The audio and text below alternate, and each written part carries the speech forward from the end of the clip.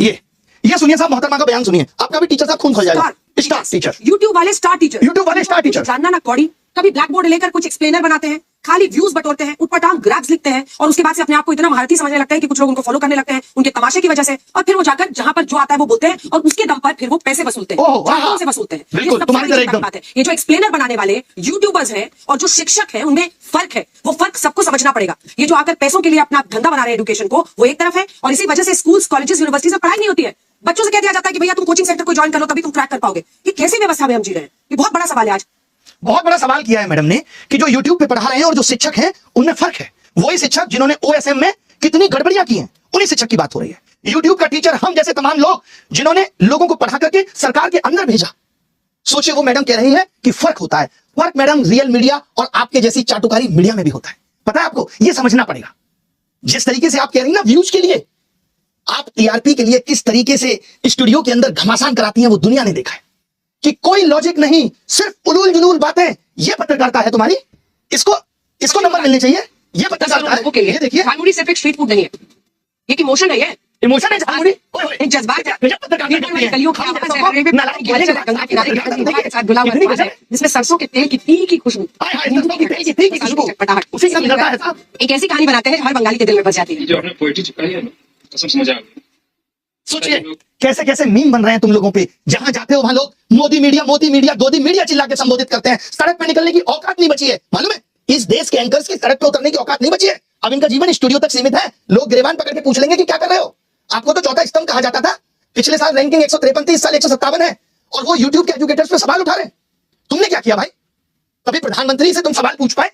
56 inch सीने के सामने तुम्हारा सीना तो आधा इंच का भी नहीं रहा कि पूछ पाओ देश की क्या हालत है, महंगाई पे सवाल कर पाओ। बल्कि तुम्हारी एंकर्स तो क्या कर रही है, ये देखिए साहब, ये है इनकी एंकर्स, और ये हमारे बारे में कमेंट करेंगे। ये देखिए, ये देखिए, ऊपर से देखा जाए तो हमने ऊपर के बजाय नीचे देखा तो नीचे इनके कमेंट पे सिर्फ गालियां थी।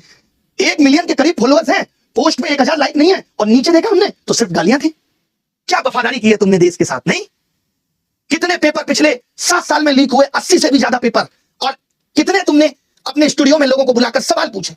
तुम्हें सिर्फ टीआरपी चाहिए, इसलिए 4 प्रवक्ता बिठा लिए। आज क्या हो रहा है? पहले चाहते थे कि मीडिया आवाज उठाएगा, अब क्या उठाएगा मीडिया? आवाज खाक उठाएगा। देखिए मैडम ने आवाज उठाई, और किस तरीके की आवाज उठाई मैडम ने कहा ये टीचर्स, मालूम क्यों? क्योंकि ये टीचर्स आप लोगों की आवाज बन रहे हैं। इनको आपत्ति है कि ये क्यों शिक्षक आवाज उठा रहे हैं। इनका बस चले तो इन्होंने वेदांत जैसे बच्चे को पाकिस्तानी करार दिया। सोचिए, एक बच्चा जो ओएसएम सिस्टम का शिकार हुआ, जिसकी कॉपी को बदल दिया गया, उसको इन्होंने पाकिस्तानी बता दिया। आज आप देश में सवाल पूछेंगे तो आपको राष्ट्र विरोधी घोषित कर दिया जाए, और कुछ भी नहीं इसके अलावा। महंगाई पे ये लोग जस्टिफाई करने पे लगे हुए हैं कि महंगाई कुछ भी नहीं है। इस मंदबुद्धि पत्रकार को ये नहीं पता कि जब से पेट्रोल डीजल के दाम बढ़े हैं, ये लड़की नताशा यहां बैठी है, इसके मकान मालिक ने पर रूम 3000 किराया बढ़ा दिया, खाने की कीमतें बढ़ गई। और इसका छोड़िए, आज मैंने देखा यूपी में 10 रुपए प्रति यूनिट 10% बिजली के दामों में बढ़ोतरी हुई है, और ये क्या कह रहे हैं, ऊपर से कोई फर्क नहीं पड़ता। वाह, कमाल हो गया सर। शर्म आनी चाहिए तुम लोगों को। कभी देखो गिरेबान में झांक के, लोगों को नर्क में जगह मिल जाती है, तुम्हें वहां भी नहीं मिलेगी। शिक्षकों पे जैसे कौन, खान सर जैसे लोग भाई आवाज उठा रहे हैं। तो ये क्या कह रहे हैं कि ऐसे टीचर्स और तमाम शिक्षक आवाज उठा रहे हैं बच्चों की। कोई एसएससी की आवाज बन रहा है, कोई यूपी एग्जाम्स की आवाज बन रहा है, कोई एसएससी की आवाज बन रहा है। इनको आपत्ति है। ये कह रहे हैं कि इसीलिए यूनिवर्सिटी में पढ़ाई नहीं हो रही क्योंकि कोचिंग है, और जबकि उल्टा है कि यूनिवर्सिटी में पढ़ाई नहीं हो रही इसलिए कोचिंग बनी, क्योंकि भारत का एजुकेशन सिस्टम इतना कमजोर पड़ गया था। कमाल हो गया भाई। एक एक करके हर एक चीज पे बात करेंगे। बहुत अच्छा दुख है दिल के अंदर, इन सबकी भी गांठें तोड़ेंगे, बताएंगे हर एक चीज के बारे में। अंजना की बच्ची कह रही है कि यूट्यूब टीचर्स को 2 कौड़ी का ज्ञान नहीं होता। मैं अपनी बात करूं तो 5 बार सरकारी नौकरी निकाल के यूट्यूब पे फ्री पढ़ाने निकले थे, और आज भी अभिनव मैथ्स ऐप खोल के देख लीजिएगा, किसी कोर्स का कोई प्राइस नहीं है, देख लीजिएगा खोल के। हमने शिक्षा को फ्री बनाया, और तमाम ऐसे शिक्षक थे जिन्होंने शिक्षा को अफोर्डेबल बनाया। कोचिंग किस दौर में नहीं थी? किस दौर में कोचिंग नहीं थी? बताओ मुझे। मैं एक सवाल तुमसे पूछना चाहता हूं अंजना, आप कहने लायक आप हो नहीं, कि अगर यूट्यूब टीचर्स को कुछ नहीं आता तो जो लाखों बच्चे JEE NEET, SSC, bank, railway, UPSC, JEE NEET और अन्य परीक्षाएं निकाल रहे हैं, उन्हें पढ़ा कौन रहा है? चाचा तुम्हारे हैं? हम ही लोग ना उनको दिशा दे रहे हैं। हम जैसे लोग जहां एक हफ्ते में 5 से 10 लाख लोगों के सवालों के जवाब देते हैं, तुमने हमें 2 कौड़ी का बता दिया। और जो वर्षों से तुम प्राइम टाइम के नाम पे देश की समस्याओं पे बहस करके नफरत फैला रही हो, उसका क्या? कभी पूछा तुमने बेरोजगारी पे सवाल? कभी उठाई तुमने 2020 में आयु शिक्षक नीति अब तक क्यों अप्लाई नहीं हुई? पूछा जाके शिक्षा मंत्री से? हुई तुम्हारी हिम्मत? प्रधानमंत्री के इंटरव्यू में तुम लोग पूछते हो बटुआ रखते हो कि नहीं? आम कैसे खाया? आप तो फकीर वाली जिंदगी जीते हो, जबकि तुम्हें दिख रहा होता है कि 10 लाख का सूट